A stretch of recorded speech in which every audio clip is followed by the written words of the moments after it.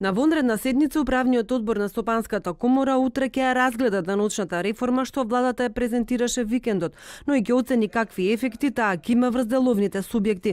Генералниот став е да не се избрзува со реформата, зашто остануваат помалку од 60 дена до новата фискална година, а голем дел од компаниите веќе ги имаат усвоено финансиските планови за 2019 година. За целосно согледување на ефектите од новите предложени решенија ќе треба детално да се анализираат и прашањата за даночната основа, субјектите, даночните повластувања, меѓутоа и како ќе се администрира и ќе се спроведува контролата врз овој предложен даночен режим, имајќи предвид дека станува збор за целосно нов систем на даночно уредување на личните доходи, поради што сметаме дека е потребно подолго време. Во септември годинава комората побара прогресивното оданочување да биде одложено за 5 години, а до тогаш да се направи широка дебата за ефектите од измените.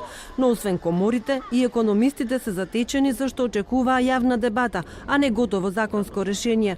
За персоналецот од 18% и за приходите над 90.000 денари мислењата се поделени. Дел од економистите се против, а дел пак оценија дека реформата е политички компромис, зашто прагот за прогресивното оданочување треба да биде понизок.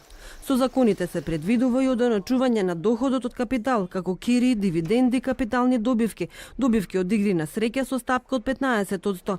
Данок од 15% ќе се плаќа од 2020 година и на каматите на орочените пари во банките, но само на доход од камати до 250 евра годишно.